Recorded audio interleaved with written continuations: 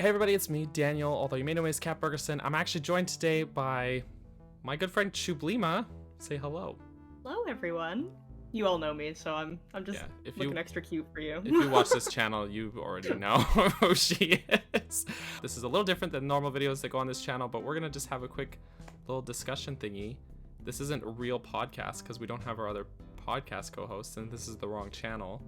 But we're just gonna chit chat about the recent demo that went live a couple days. Nintendo, a couple days ago, they just shadow dropped Age of Calamity demo. I did play through it on this channel, so you can go ahead and watch that if you want. But yes, Age of Calamity, the demo. Chewbleema, thoughts, feelings.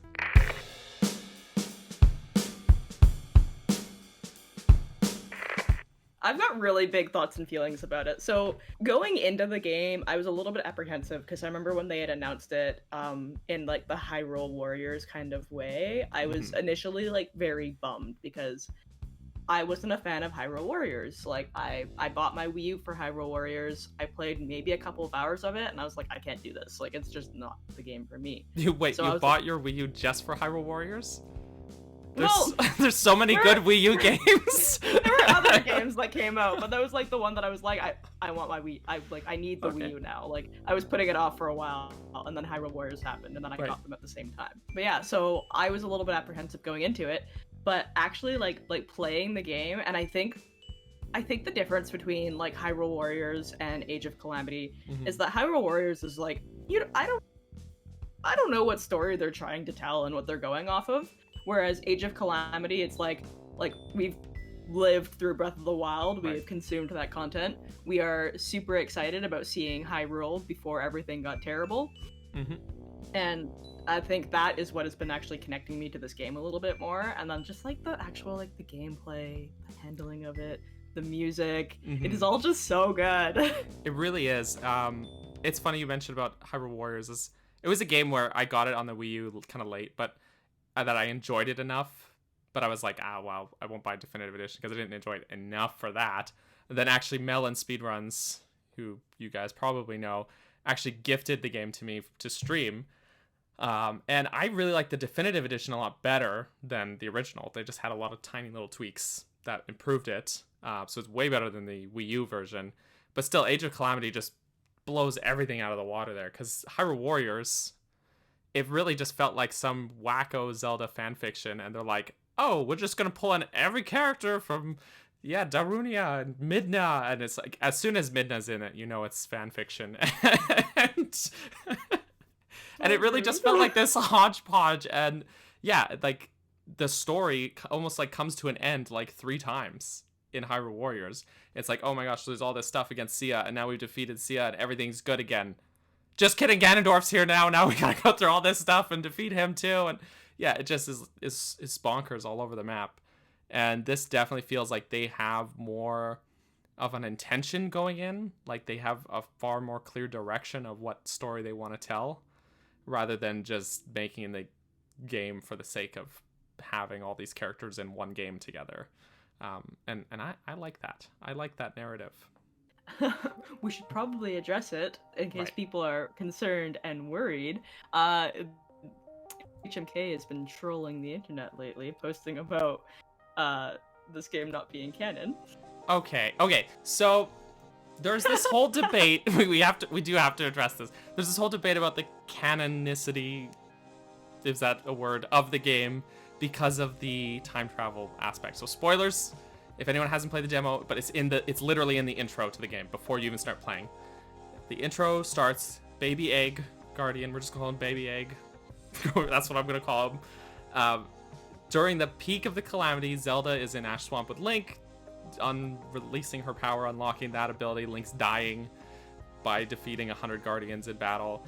He's worn out, he's dying. While that's all happening, at Hyrule Castle, Baby Egg's like, it's going down. I'm out. And he time travels back to, not too far back in the past, but to the beginning of this game, and finds Link and Zelda to try and warn them about what's going to happen, right? Sort of a Ocarina of Time situation. So people are like, oh, well, in Ocarina of Time, when Link goes back and warns Zelda at the end of the game, it has this split timeline effect. My inclination is more that it's going to be like a very bad movie called The Premonition. Have you ever seen that movie? It's got a great concept, but it's a terrible film. But the idea of the movie is that this woman has a premonition. She sees a vision of the future of her husband dying, right? And spoilers for this movie, but she goes through extremely lengthy, rigorous efforts to prevent his dying, and by going down that path, they walked right into it, basically. And so she had this premonition of it happening. She tried to stop it, but it didn't work out, and he still died anyways, basically. And I just think it's going to be that. It's going to be a closed loop. Baby Egg's going to try and warn them. They're going to take all these precautions. They're going to double up their efforts on research and stuff like that, but it's not going to work because Calamity Ganon's probably still going to come back, possess all the divine beasts, and that's that. That's what I think. I just feel like Nintendo's put too much emphasis on the fact that this is the story of 100 years before the Calamity. They put too much emphasis on that as like their slogan for the game, for it to not actually be canon, you know? Yeah. Yeah, exactly. And I totally agree. And also this is something where we're seeing the actual company that was doing Hyrule Warriors, and they're doing Age of Calamity. Mm-hmm. But the difference is that for Age of Calamity, Nintendo's actually working with them, right? Exactly. In Hyrule Warriors, they was pretty much Koei Tecmo doing their thing. And it's Aonuma seems to be really involved. And they said, I think, in the intro that they're working really closely with the Zelda team, right? So... So it would be really interesting to actually see if, because they're working with Nintendo now, if we're going to see any like dungeon type levels, because I know that wasn't okayed for Hyrule Warriors. So that's kind of what I was thinking, but also just in like the mood of how it's in Breath of the Wild, like we didn't really get that in the first place. So I highly doubt we'd even see dungeons or that they'd be considered, but it was definitely like something that crossed my mind. I mean, it could happen just because already from the 2 levels that we played, like this is a different game from both Hyrule Warriors and also from Breath of the Wild. It's kind of like, part of me wants to say it's like somewhere it's meeting them in the middle, but it's also different from both of them. And this is a far more narratively structured story and gameplay structure than Breath of the Wild has, where I guess Breath of the Wild's whole shtick is that it isn't structured. You could just do whatever you want in any order. Whereas like in Hyrule Warriors, there was this, every level's this kind of push and pull of claiming territory and capturing the keeps, which are like these big just squares on the map. And they're more naturally woven into the levels in this game. And I don't know, it doesn't feel like there's just this push and pull for territory as much as you're trying to accomplish these certain tasks in the level. Yeah, exactly. Well, because like one of the first ones was like you were trying to activate the other guardians to shoot the main, like the big guardian that was attacking you, and I thought that was a really fun goal, like for you to just run around and go be turning these things on instead of like, oh, like capture this area. Yeah, you totally can apparently just stop and fight him and just beat the level that way. But also, where's the fun in that? I saw a clip about that on Twitter. Yeah, and that's a fun idea, but also then you don't get to play this whole cool level. So I don't know. And also, like, that would actually take forever because you do like no damage to him. Yeah, it takes ages from what I've seen.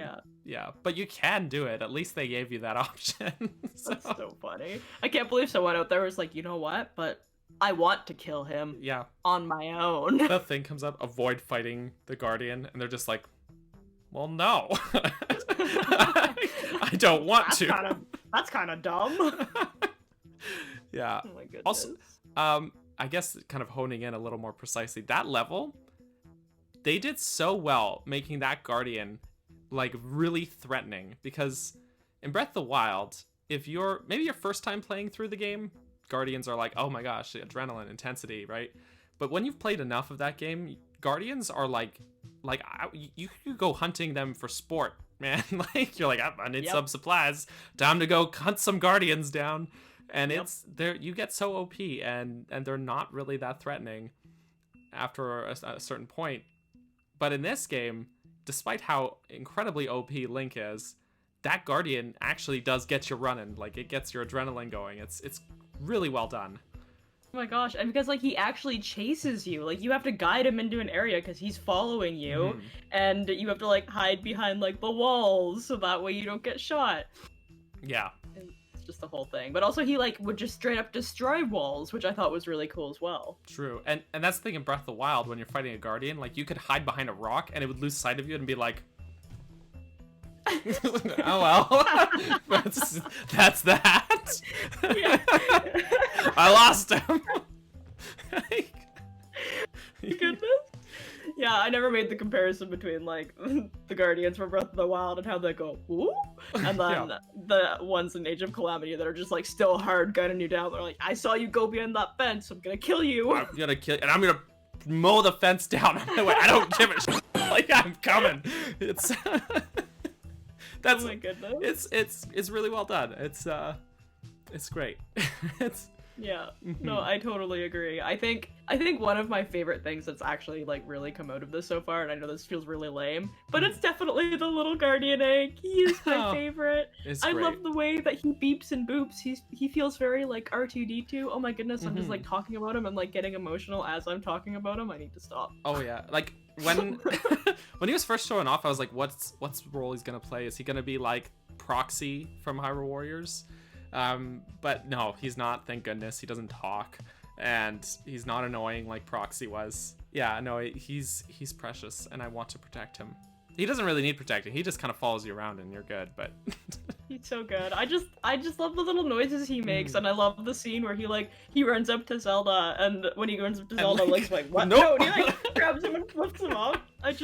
Such a good scene. So funny. I love that. And with Link holding him above his head like that is such a, I don't know, it's a very Link thing. I don't know how else to describe it. It's just very Link. Just hold it straight above your head. Yeah. Yes, I have obtained egg.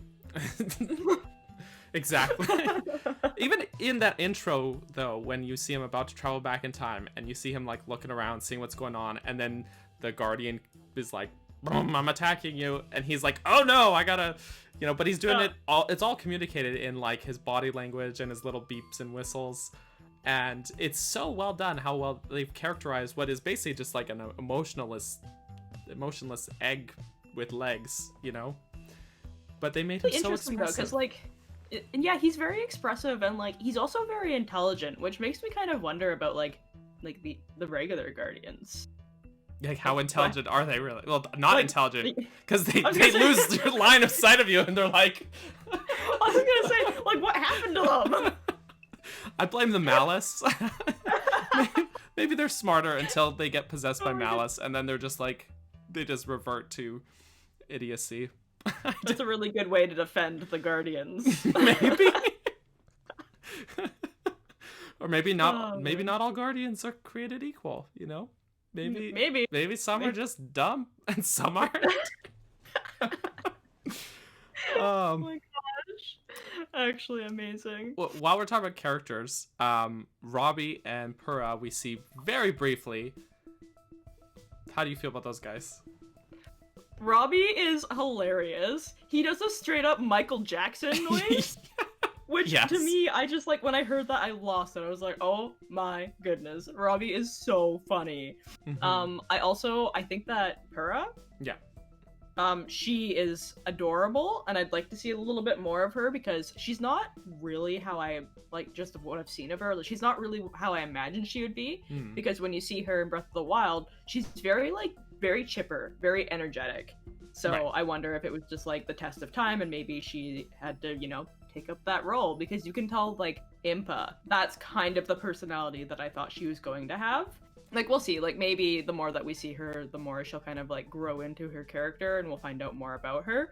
But yeah, that was kind of my thoughts, but Robbie. I already love those two from Breath of the Wild, because Robbie is already, like, super over the top, and they just, like, you see him over the top as an old man in Breath of the Wild, and then now him as basically a young adult. It's like, oh gosh, he was they almost toned him down there in Breath of the Wild. Like, it's great. Purah is interesting because it's like basically seeing her as a young adult, and this is also the first time you see Impa and Purah directly interact, because they're even though they're mentioned to be siblings, one's in Kakariko and one's in Hateno Village, and they never talk to each other in Breath of the Wild. They just talk maybe about each other, but just about each other. There's a moment where when in that cutscene, Robbie's talking and he's over the top, and Purah walks in and she starts talking about it, and you just see this look on Impa's face, and she's just like, okay. I don't know how else to describe it, but she just has this rather worried but also kind of unimpressed look on her face, and it's just like, that screams like sibling chemistry to me. Like, she's, everything that she is thinking is said on her face without her having to say it. And it's very, very well characterized. And we'll get to Impa, because I want to talk Impa for sure, because she's awesome. But Purah, it's interesting seeing her in this sort of state of her life, because in Breath of the Wild, we know she grew to be super old, and then de-aged herself through some weird technology that she invented, through some experiment gone wrong, and now has basically the body and mind of like a 6-year-old or something to that effect, but still all of her memories from back then. So it's kind of interesting, like, in a sense, more mature than Impa in Purah in Breath of the Wild, but also less experienced and less mature at the same time. And it's this weird balance, but strangely done well. I don't know. Yeah, no, I agree. I'm very excited to see more of Robbie and Purah. I think that they're a lot of fun. Yeah. But absolutely, like, Impa blew me away. I love Impa's character design. She looks phenomenal. She just has such like an interesting personality as well. I'm very much sold on her as a character. Yes. I gotta say, like, we've seen a lot of different versions of Impa over the years. And I liked Impa in Hyrule Warriors. Aside from Link, she was one of my favorite characters. But Impa in Hyrule Warriors is very much like this very strong warrior. It's a unique Impa, like an original version. Okay. But she's very much like this, I'm a warrior sort of character. And she has the freaking enormous sword. It's unnecessary. But yeah, she's beefy. Yeah, she is. Like, and then this version of Impa, she is not so beefy, I guess. This is the only word. She's really cool in how different she is to play from both that old version of Impa from Hyrule Warriors, but also from Link and Zelda. And even though it seems like we're gonna have less playable characters than the original Hyrule Warriors, it feels to me like these characters, the 3 we've played in the demo, are so much more unique than the cast that we had before. Like, these are really well refined, unique characters. Link feels like the kind of middle ground between everyone. He's just kind of like your, I don't want to say average, because he's very powerful. Well, he's Link, right? But he's Link, yeah. So he's kind of like your baseline character. Yeah. And then Impa, I would say, is like kind of your faster, quicker character. Maybe not as strong, like can't take as many hits, but she's quicker, and she's got this whole symbols system and making your clones of yourselves, and it's really cool. Also, I really like her English voice actor. I know I've said it a bunch of times. Oh, her English voice actor is so good. So good. I was worried because when we saw the demo, Tokyo Game Show, and they showed the clip with Impa, I really didn't like her Japanese voice actor because she sounded too helpless weeb character to me. She sounded very anime girl, and it just didn't feel right, because she's like literally screaming and whimpering and stuff, and is like calling for help from like whimpering and stuff, and then suddenly she's a ninja. Whereas in the English voice actor, she feels more cohesively, and again, this might just be a cultural difference that I'm missing something from it, but it feels like when she first encounters Link and asks him for help, she's not like, oh my god, help me because I'm helpless. She's like, I've got my hands full, make yourself useful and help me. And it feels more like she's got more self-assurance, I guess, if that makes sense. And I like that. I like her character a lot.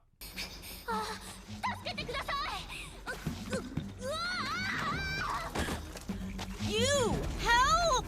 Interesting. You know, I actually didn't listen to her Japanese voice actor, so I will have to give that a listen later. You just look at her design and think, what Japanese voice actor would... I'm sounding like an ass. She doesn't sound like a self-assured, strong character to me from her Japanese voice. And her English voice does. So it's what you were expecting more for Impa.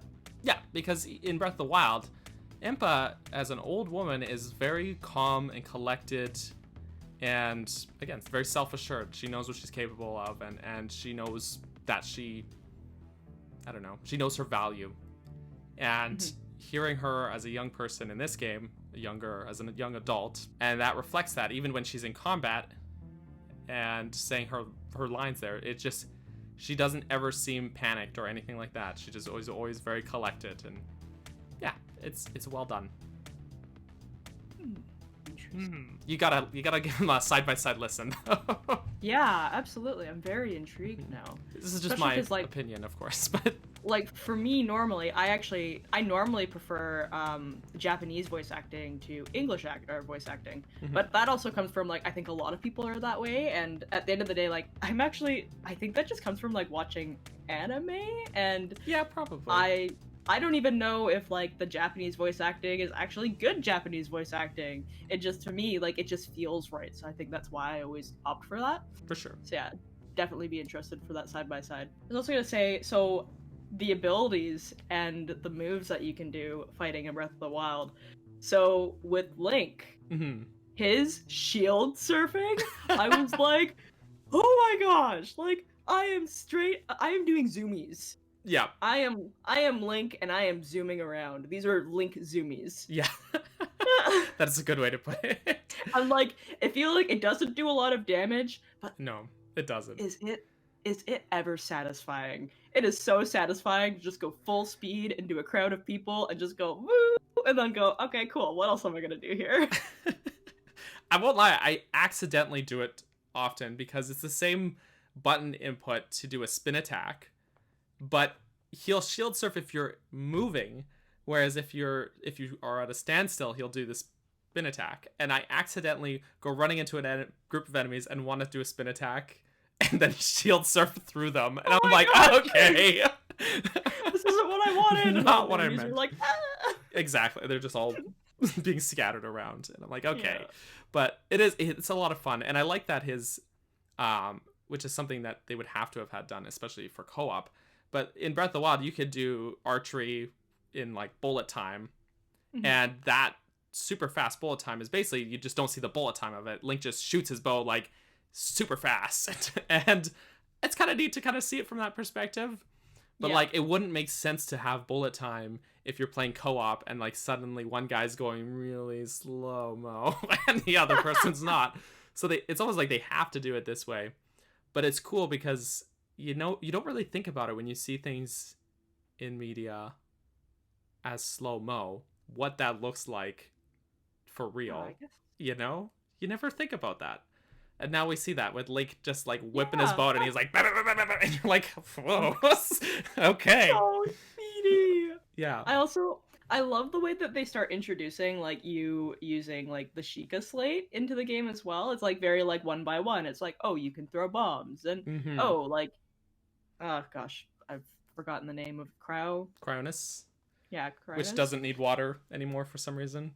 Yeah, that one is beyond me. Nintendo, please. Breath of the Wild patch comes out, now you don't need water. Oh my gosh! We've heard your complaints and we understand. You now pull water from the ground below you that comes from the grass. Death Mountain? Whatever. Yeah. But no, you're right. The way they introduce them one by one to like sort of slowly roll it out is good, because then you as a player don't get overwhelmed with just like information overload. You kind of have to master one and then you get introduced to the next one. I was also unsure of if we were even going to have those abilities, because I wasn't really too sure if that was something that that he had access to before.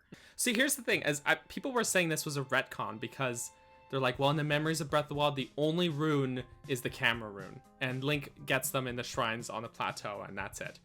However, that's just because that's the only rune we saw in the Memories doesn't mean that's the only rune they had. And when you get to the Hateno Ancient Tech Lab in Breath of the Wild, Purah sees that you have those runes, and she recognizes them. She's like, what runes do you have on the Sheikah Slate?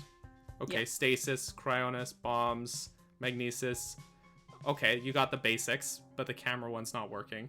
But she isn't like, oh, what are these? Like, she recognizes them immediately. So they must have had some knowledge of these at some point. So I don't think that's a retcon.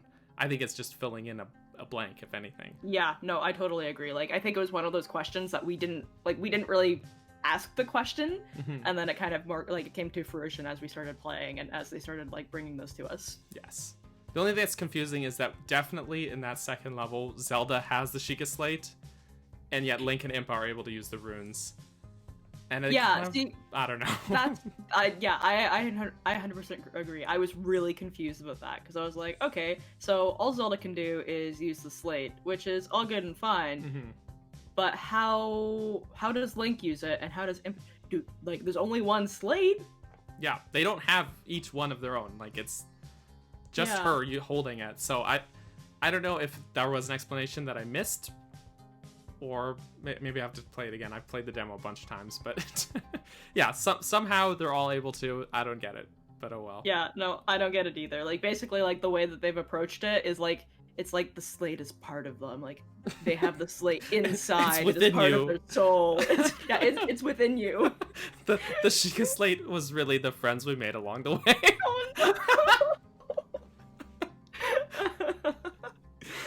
But that is it, because like, it's really just incorporated in your abilities in the same way that like the rods, like the fire rod and electric and ice rods are, right? And it just, I don't know, that one kind of makes sense because like, oh, you defeat a Wizrobe, now you've got a fire rod, and that kind of makes sense because that's like an item that you could say they each have one theoretically, because in order to kind of refill that gauge, you have to kill more Wizrobes or what have you. So in theory, like, that makes some sense. But the Sheikah Slate, shrug, I don't know. Just one big old shrug. I do not know. I do have to say, I really enjoy that they had tied in the aspect of all of the items that you can pick up in the game and having that translate to Age of Calamity. Because actually, in my, like, when I first started playing, like, I noticed that I was picking up these items and I was like, what am I gonna use these for? Right. Like, what? I was so confused. I basically went into this game knowing nothing, because I know people were really excited about it, and I'm very much like I don't really like watching, like, I consider them like spoilers. Like, I want to experience that firsthand for myself, so I don't really like tune into watching like the gameplay of it all, because I want to play it before I jump into someone else's gameplay.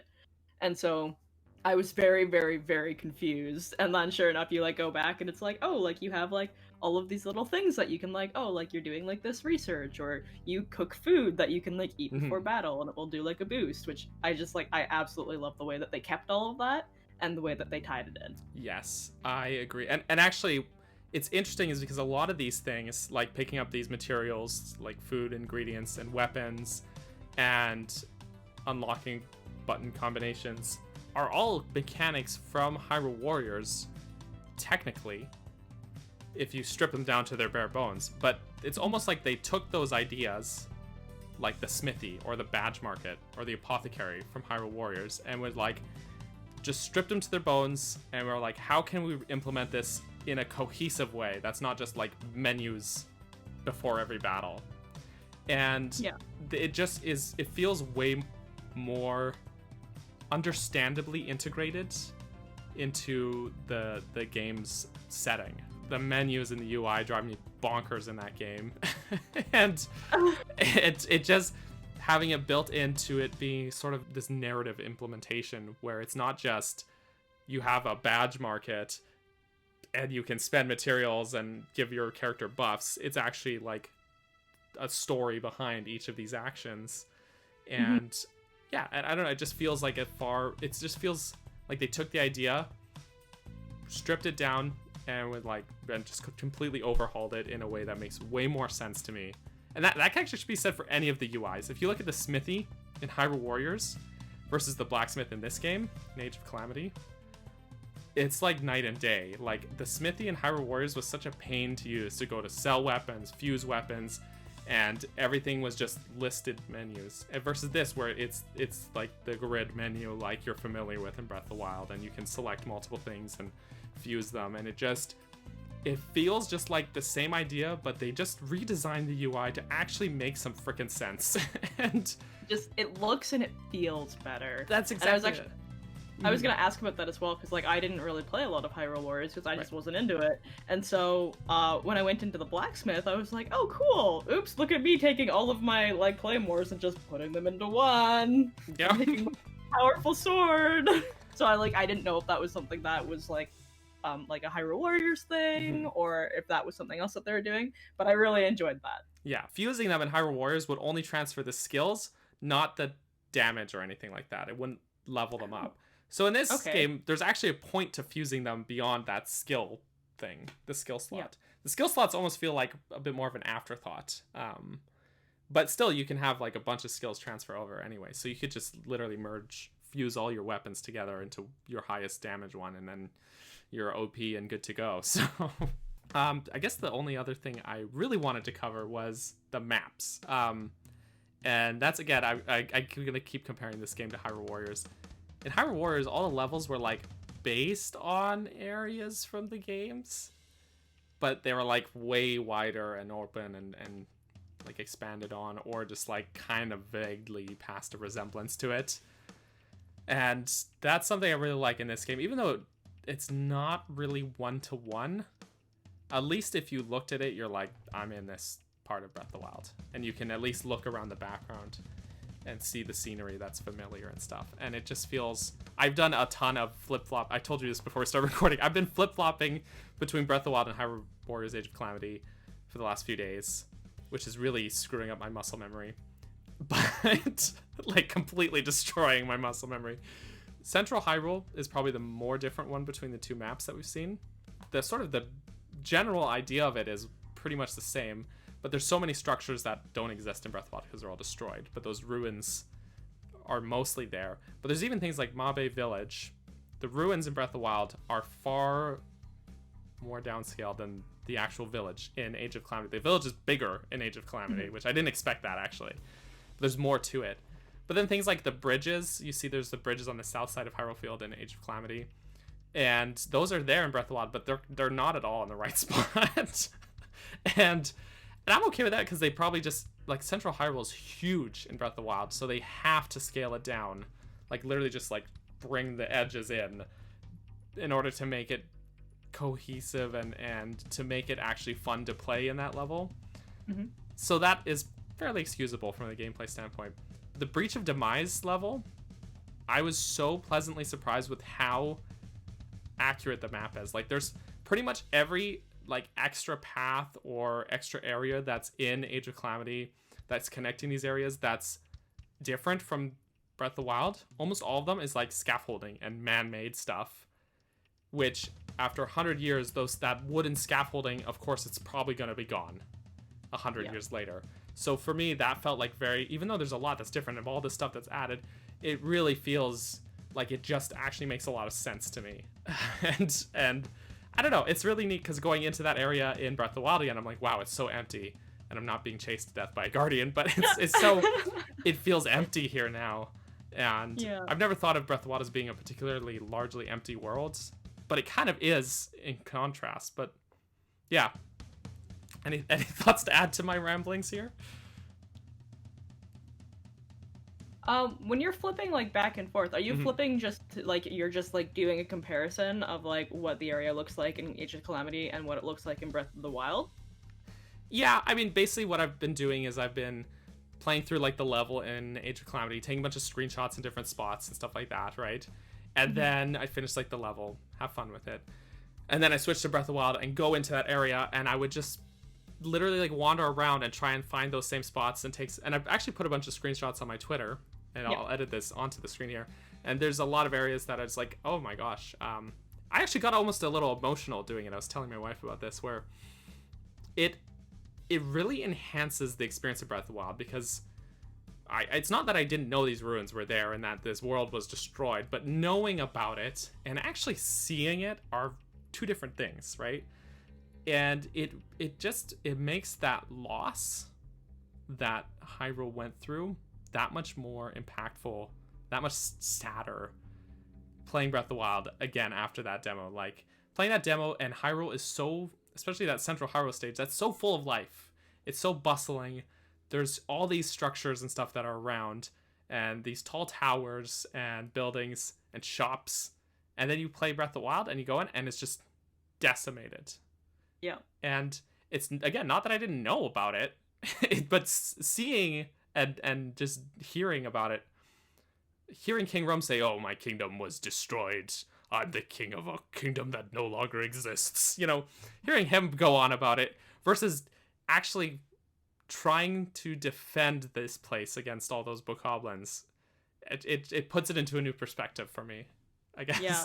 Well, I totally get it, because like we're going into a game that we know that the end of this is we lose. Yeah.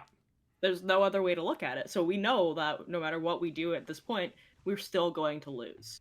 Mm-hmm. And I think that's what, like, for me, like, that makes this game, like, really emotional for me, because, like, we're gonna lose so many people, and it's gonna be so sad, and yeah. I definitely am feeling that. But yeah, I think that's the one thing that I'm really excited about, is that we've always spoken about, like, what we really wanted to see out of Breath of the Wild, mm-hmm. and it was wanting to see these places before they were destroyed, and we actually got that. So I think that is super cool. I'm really excited to deep dive into that, and, you know, seeing more of what Hyrule looked like before it was just ruins. Totally.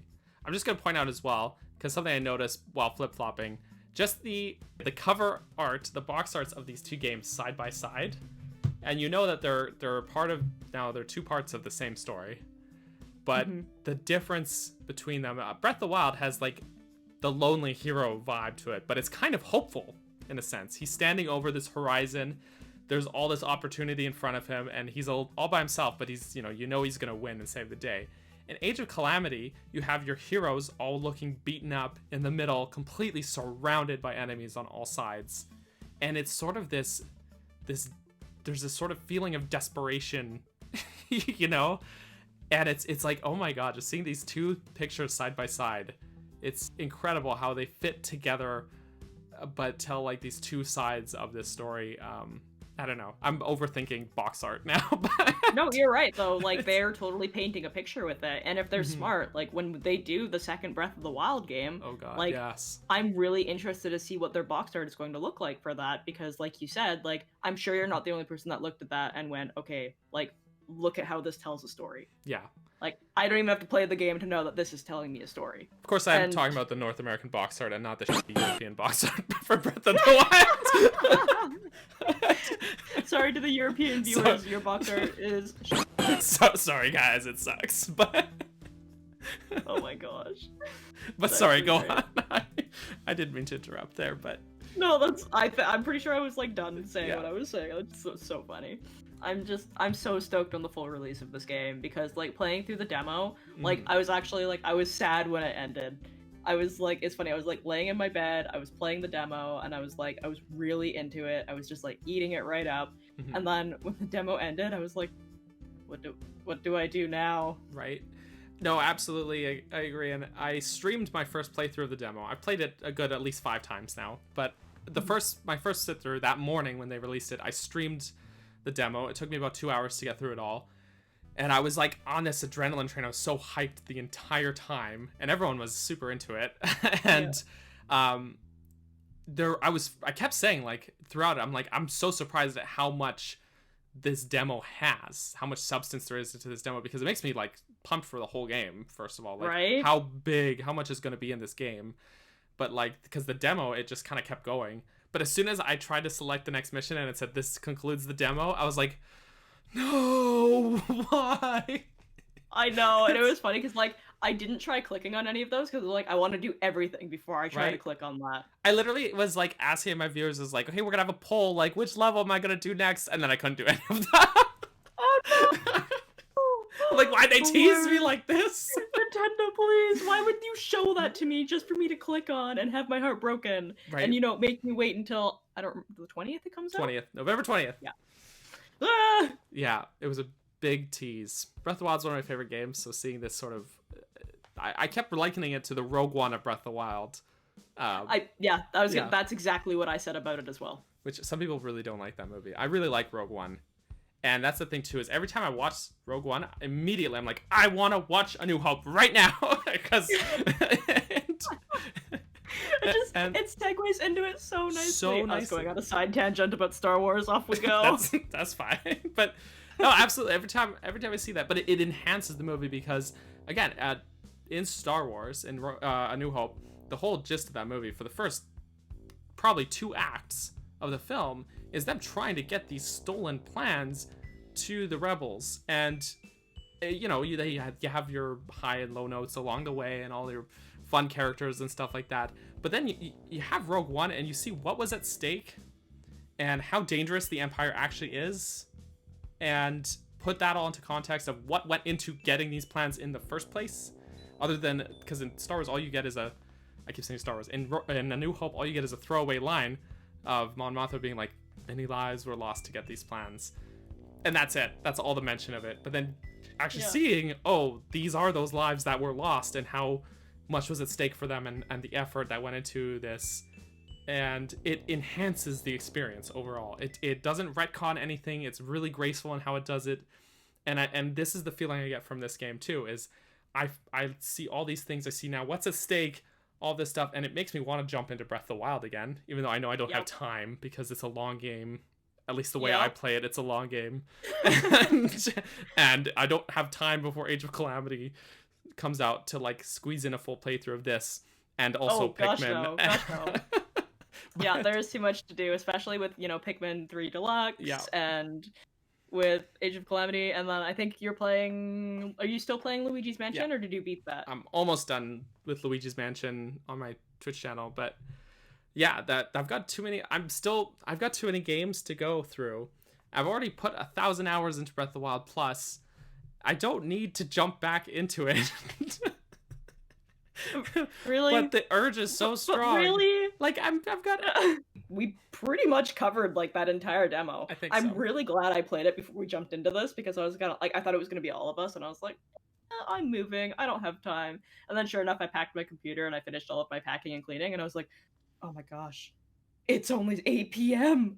Oh, I'm glad you had that Switch ready to go then. Played the demo. Demo is definitely worthwhile, especially because your save data is transferable, so you're not going to have to start over after playing the demo. So give it a go. That's all I'm going to add. Just try it.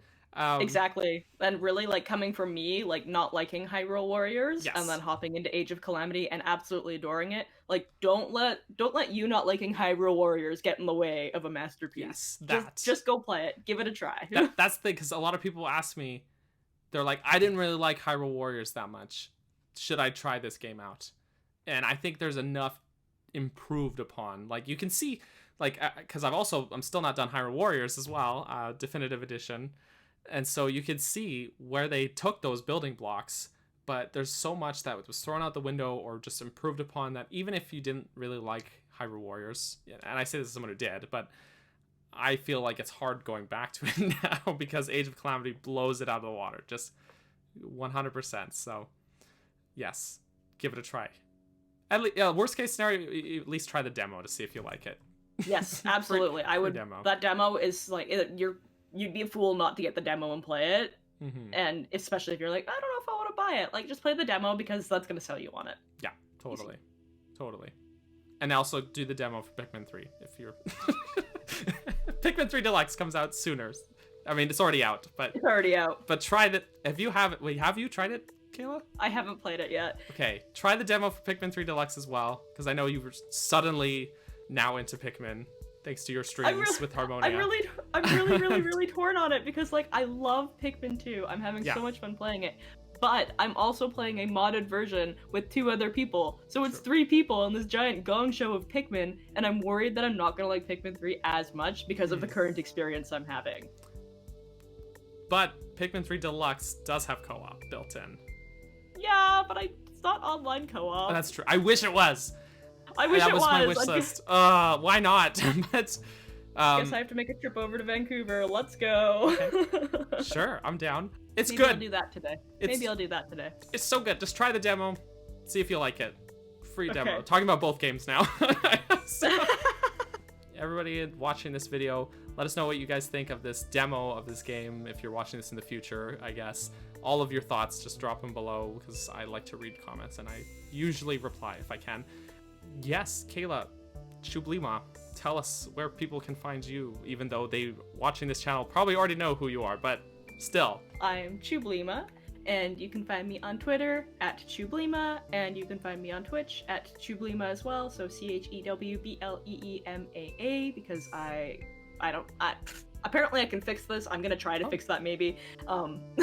And also would be really excited to know like how people feel about like this format on Bergerson's channel. Is this cool? Do you guys want to see more of this?